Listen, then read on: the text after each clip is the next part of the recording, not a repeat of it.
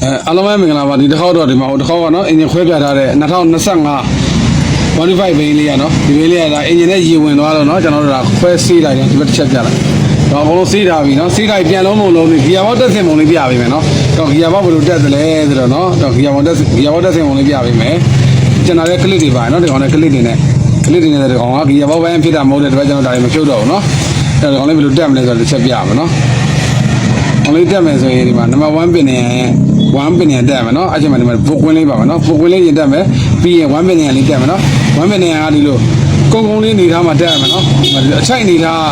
းအပြင်ထုတ်ထားမယ်နော်အကုန်းလေးအပေါ်တင်ရမယ်နော်ဒါမှတော့ဂီယာချိတ်မယ်နော်ဒီမှာနော်ဒါဆိုချိတ်တယ်နော်ဒီကောင်လေးကို government တက်ကြည့်အောင်နော် government တက်ကြည့်နော် number 1 ချိတ်မှာမဟုတ်ပါဘူးချော်နေနော် number 1 ဒီမှာဒါလျှောက်လဲနေနော်ဒီအမှန်တိုင်းတက်လိုက်မယ်နော်အမှန်တိုင်းတက်ရင်တော့ဒီကောင်လေးကဟိုဖြစ်သွားမယ်နော်ချိတ်မယ်နော်ဒီမှာနော်ချိန်တယ်အဲ့တော့ဒီကောင်ဂီယာဘောက်တက်မယ်နော်ဒီမှာကွင်းလေးထည့်မယ်ဒီကောင်လည်းအကုန်းလေးတိုင်းထားမယ်နော်ဟိုက်ကလေးအောက်ထားမယ်ကုန်းလေးကပေါ်ထားမယ်နော်ဟောရှာအကြီးတရားပါမယ်နော်ဂီယာဘောက်ထဲမှာအကြီးဆုံးဒီဝါရှာပါမယ်နော်ဒီဝါရှာလေးတက်မယ်ဒါမတီသေးရဲ့ညီငယ်လေးကိုပြောပြတာပါသူဂီယာဘောက်တက်မယ်ဆိုရင်တွဲလိုက်ကင်တက်လို့ရတယ်တစ်လုံးချင်းကင်တက်လို့ရတယ်ဒီဘောလေးတွေဂီယာဘောက်ဘောလေးတော့စီထည့်ပြီးနော်ဒီကောင်လေးအညွန့်လေးတို့ပေးတာနော်ဟုတ်ကဲ့ဒီကွာခေါင်းလာကွာလေးကိုအညွန့်လေးနဲ့ဆွတ်ပေးမယ်နော်โอเคဒီဘက်ချက်ကလေးရောနော်ဒီမှာခွာလေးနဲ့ဒီလေးလည်းဖိထည့်လိုက်နော်ပြီးအပေါ်နဲ့ရိုက်လိုက်တော့ကြာသွားမှာနော်ကြာသွားဒီဘက်မှာကွန်ထရိုလာခွာတော့ခွာကြမယ်ကျန်တဲ့တော့ဒီမှာအပေါ်ဒီအင်ဂျင်ညာနဲ့အညီလေးကိုဒီဘက်ကကွန်ထရိုလာလေးလှည့်တင်လိုက်နော်โอเคမနော်ဒီအောက်ဆုံးဆိုမရဘူးနော်ဒီမှာနော်အောက်ရောက်နေပြီဒီမှာအပေါ်တင်မယ်နော်အပေါ်ရောက်ပါပြီအပေါ်ရောက်သွားတဲ့အချိန်ကျရင်ကျွန်တော်တို့ကကိုဗစ်ရဲ့ရှက်လေးရှို့ပေးမယ်နော်ဒီဘက်ရှက်လေးရှို့မယ်နော်ဒီဘက်ရှက်လေးကိုဂီယာဝင်ထားတဲ့အနေထားလေးကိုထားဒီလေးထားပြီးဒီကောင်ဒီလေးတက်လိုက်မယ်နော်ဒီလေးရှူချလိုက်ရှူပြီးလက်လိုက်ဒါဆိုဂီယာဘောက်ကတက်လို့ဝင်သွားရင်နော်ဝင်သွားရင်ဒီဘက်ရှက်ကိုထပ်ထည့်မယ်အရှက်အောင်မှာဝါရှာတစ်ပြားပါမယ်နော်ဒီမှာနံပါတ်3ပင်နေလာမှာမို့လို့နော်ဝါရှာလေးတစ်ပြားထည့်မယ်နံပါတ်3ဒီပင်နေလေးထည့်မယ်နော်โอเคထည့်ပြီးဒီပေါ်မှာဝါရှာနောက်ထပ်တစ်ပြားထပ်ပါမယ်နော်ရပြီနော်နောက်တော့ဝါရှာတစ်ပြားထည့်လိုက်ပြီနော်ထည့်ပြီးနံပါတ်4ပင်နေလာမယ်4ပင်နေလေးပါမယ်နော်နံပါတ်4တောက်လေးပါမယ်နော်ဒီနံပါတ်4တောက်လေးကိုဒီဘက်ကွန်ထရိုလာဒီမှာပေါက်လေးရှိရနော်ဒီမှာပေါက်ကလေးโอเคအဲ့ပေါက်လေးတွေကိုဒီကောင်လေးထည့်ထားရမယ်နော်ဒါမှဒီကောင်ကနံပါတ်4ကနေရှိဦးအင်ဂျင်ဆက်နိုးနေတဲ့အချိန်နောက်ဘိန်းလဲနေတဲ့အချိန်မှာရှိဦးထက်နင်း free မဖြစ်မှာနော် normal မီးကိုရောက်မသွားတော့နော်နောက်ဘိန်းလဲနေတဲ့အချိန်နော်နောက်ဘိန်းမလဲတဲ့အချိန်ဗရေအုပ်ထားတဲ့အချိန်မှာတော့ရှေ့ထိုးရင်တော့ free ရောက်မှာပဲနော်တက်မယ်နော်အလေးတက်မယ်ဒီဘက်ရှက်ကလေးတက်မယ်နော်ရှက်ကလည်းတော့ဒီကောင်ကဒီမှာဒီအတွဲလိုက်ကဘာပြုတ်စရာမရှိဘူးနော်ကလေးတွေတက်တာနော်โอเคပါနော်ရှက်လေးပြန်ရှူထားပါနော်ရှူထားပြီးသူ့ရဲ့အပေါ်မှာဒီမှာ4ပင်နေအောက်မှာဒီဘက်က4ပင်နေရှက်ဘက်ကနံပါတ်4ပင်နေအောက်မှာဝါရှာတစ်ပြားပါမယ်နော်တစ်ချက်ဖမ်းလိုက်ကြမှာဒီမှာနော်ရပြီဂိုင်းတက်ပါနော်โอเคဘောအုံးရောဘောကောင်းတာရှူထိုင်ရလဲဟာဒီဒါဆိုအဆင်ပြေသွားရင်နော်အဆင်ပြေသွားရင်ဆိုတော့ဒီဘက်က plan လေးဆွတ်ကြည့်ပါနော်ခရိုင်းထည့်တဲ့ခါကျတော့တူနဲ့ထုနေတယ်လက်လေးနဲ့လှုပ်ပြီးထည့်တော့ဝင်သွားမှာနော်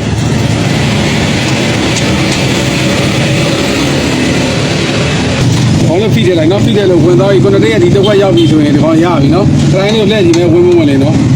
ဟိုခရိုင်းကငြိမ်နေမယ်နော်โอเคအဲ့ဒါပြီးရင်ဒီမှာ extra shot ထည့်မယ် extra shot ထည့်မယ်ဆိုရင်သူကဒီမှာနော်ဝါရှာကလေးပြားပါအောင်မယ်နော် extra shot ထည့်တဲ့ခါကျရင်ဒီမှာနော်အတက်ကလေးပါမယ်နော်ဒီတက်ကလေးကဒီမှာဒီအင်ဂျင်ကဒီမှာအချိုင်လေးရှိမယ်နော်အဲ့ချိုင်လေးတွေကိုဝင်အောင်ထည့်ပေးရမယ်နော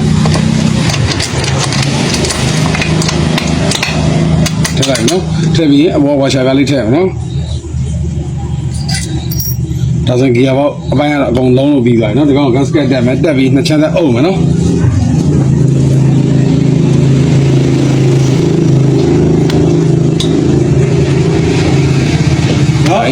ဒီကောင်အုပ်မယ်နော်နှစ်ချမ်းသက်လေးအုပ်ပြီးမယ်ဒီခါကျရင်ဒီကောင်တူတွေပိုင်းလည်းမထူးနဲ့နော်တာယာလေးဖိချအောင်ဝင်နေဒီကောင်ကဖိချလိုက်တော့ဝင်သွားမှာနော်ဒါဖိချလို့ဝင်ပြီးတော့ရာဘာတူလေးရှိရင်ရာဘာတူနဲ့တူလို့ရမယ်ရာဘာတူမရှိတက်သားလုံးလေးနည်းနည်းစောင့်လို့ရမယ်နော်ပြီးကြရင်ဒီဘက်မှာစီပန်းပင်နေလေးတက်အောင်ထည့်ပါဒိတ်ကုန်ပြသွားရင်နော်ဟောဒီစီပန်းပင်နေလေးတက်အောင်ထည့်ပါနော်ဒါဆိုရင်တော့ဒီ ဂီယာဘောင်းနဲ့အလေချမ်းဆက်လုံးလာတော့ပြီးပြီနော်နှစ်ချက်တော့မပြတော့ဘူးနော်ကျန်တဲ့ပိုင်းလေးနောက်ကျန်ထပ်တင်ပေးမယ်နော်အားလုံးကျေးဇူးတင်ပါတယ်မင်္ဂလာပါဒီတစ်ခေါက်တော့ဒီ125ကလပ်အောင်မဲ့အချမ်းလေးပြန်တက်ပြမယ်ဒီနေ့2025ဘိန်းနော်ဒီကောင်ရေဝင်သွားတဲ့အားလေးနော်အကောင်လေးဒီဘက်အချမ်းလေးဆက်ပြီးလုံးပြမယ်နော်ဒီကောင်ဒီမှာ Kickstarter supply ထဲမှာ Kickstarter supply ထဲမှာဆိုရင်ဒီကောင်ကိုနိုင်လက်တန်တိုင်းလေးဒီဘက်ကိုလှည့်လိုက်မယ်နော်လှည့်ပြီးရင်ဒီကောင်လှည့်ကြည့်မယ်အတန်မမြည်ဘူးနော်ဒီဘက်ကိုထားမယ်ဆိုတော့မြည်မယ်နော်လှည့်လို့လည်းမရဘူးနော်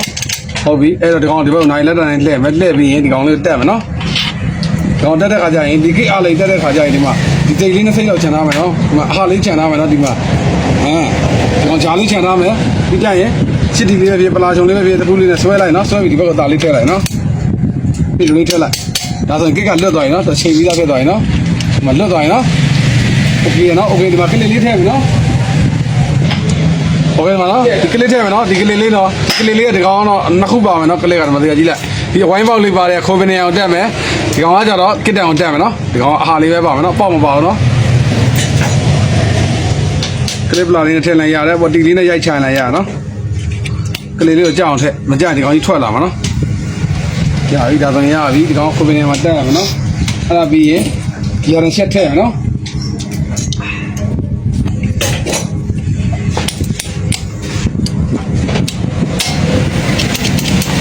ဒီရန်ချက်ထည့်ပြီးပင်နေထည့်ရမယ်နော်ဒီကောင်ပင်9လုံးပါမယ်အကြီး9လုံးနဲ့တူတစ်ချောင်းပါမယ်ဒီမှာအသေးနှလုံးပါမယ်နော်ပင်လေးတွေကဒီကကုတ်တင်လေးနော်โอเคမှာအကြီးတွေနော်ပင်9ချောင်းပါမယ်နော်အတူဒီဘက်ကအတုတ်တွေကအတူနောက်ဆုံးမှထည့်မယ်အရှိတွေကျင်လိုက်ထည့်ကြည့်မယ်နော်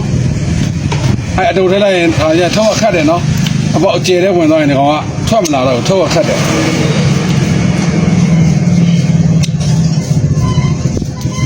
ငါးချောင်းသလုံးထည့်ပြီးဆိုရင်ဒီမှာအတူတစ်လိုင်းပါမယ်နော်ဒီတူထည့်မယ်ပြီးရင်အသေးနှစ်ချောင်းထည့်မယ်နော်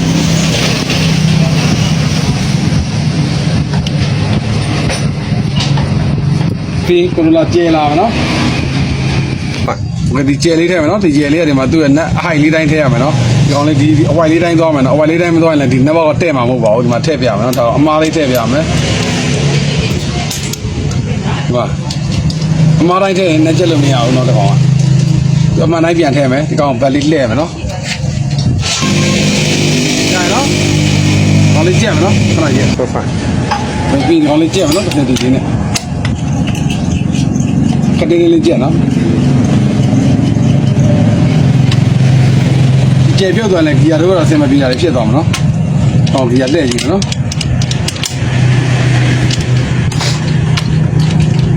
ဒီတော့ normal view ရောက်ပြီเนาะ view ရောက်သွားပြီဒီမှာထားမှာเนาะပြီး convenient ကြီးတက်မယ်ဟုတ်ပါ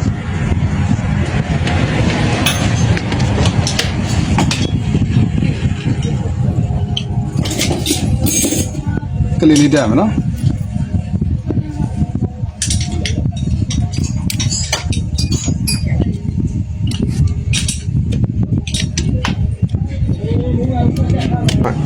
ပြီးဒီမှာနော်ဒီကောင်တော်လေးထည့်မယ်ခလိုင်းဝါရှာလေးထည့်မယ်ပြီးရင်ခုကနေဟိုလေးလာအောင်နော်ပြီးရင်ဒီမှာသူစားရတဲ့ຢာလေးရှိမယ်နော်အဲ့တန်းလေးပြန်ထည့်မယ်ဒီကောင်ဘက်လှည့်လိုက်တော့ခိုးစံပြောင်းမယ်ဒီကောင်ဘိန်းအစ်စ်ဆိုတော့ဘက်မလှည့်တော့နော်ပြီးရင်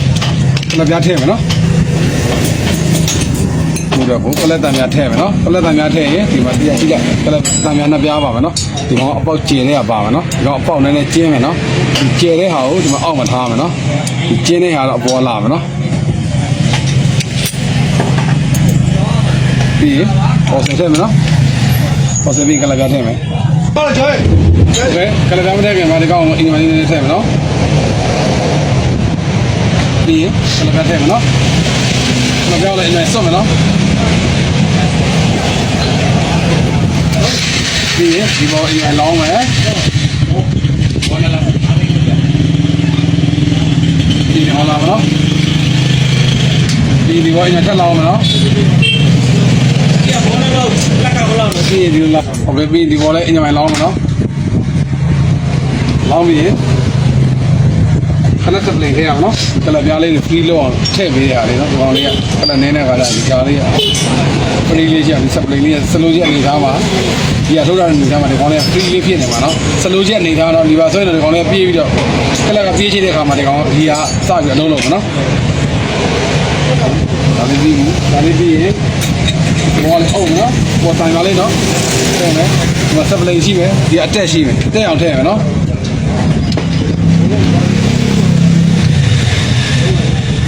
တဲ့ပြီဆိုရင်လောင်လာမယ်နော်ကလစ်လာမယ်နော်အဲ့ကလစ်လာပြီဆိုရင်တော့လှည့်ကြည့်မယ်နော်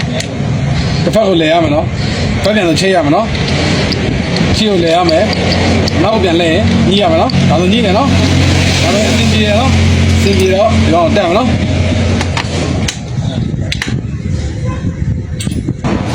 ဒီမှာဝါရှာနာပြားပါမယ်နော်ဒီကောင်ကလစ်ပါမယ်ဒီကောင်အောက်ဆိုင်ဝါရှာနော်ဒီကောင်တက်မယ်နော်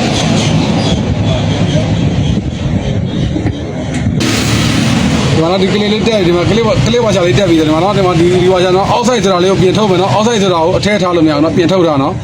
ပြင်ထုတ်လိုက်ပြီထုတ်ပြီးရင်ဒီမှာကလေးကိုကြီးနဲ့လေးရှိမယ်ကြီးနဲ့လေးကျက်မယ်နော်ကြီးနဲ့ကသူကြီးရှိနေကြီးနဲ့ကျက်ကြီးမရှိတဲ့ကြောက်လိုက်ပြနဲ့ရိုက်ပါခုတော့ဒီကောင်ကျွန်တော်ကြီးရှိတဲ့ကြီးနဲ့ပဲကျက်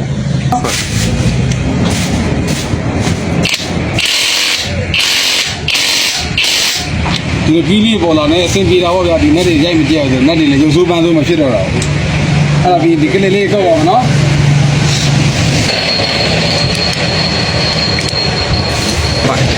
ဒီကလေးလေးကုတ်ပြီးမယ်နော်ဒီကောင်လေးလိုက်ကုတ်လိုက်နော်လိုက်ကုတ်ပြီးတော့ရနော်အများကြီးတော့ကုတ်ပြတော့ကြာနေမှာလို့အဲ့ကလေးလေးကုတ်ပြီးရင်ဒီကောင်ထည့်မယ်နော်6လုံးဘော6ဘောထိုင်နေထည့်ပြီးမယ်ကလပ်ဖရီလုပ်ပြီးမယ်ဟာလေးဒီကတို့တဲ့အခါကျဒီကောင်လေးအောက်ဖိပြီးတာနော်ဖိပြီးကလပ်ပြားလေးကဟသွားမှာဟသွားခြင်းနဲ့ free လဲမှာအဲ့ဒါမှဒီဟာနဲ့ရှိကိုနေတာ free ပြရတဲ့အကြောင်းရင်းဒီကမောင်းကနေတွန်းပြီးမှတွန်းပြီးဒီမှာခွက်လေးကြီးအဲ့ချက်ပြပြီးမယ်နော်ခုတော့ဒီလေးရင်ကြက်လာအောင်နဲ့ကြက်တာတော့ပြတော့ကြားတယ်မှာဆိုလို့ပြန်မလား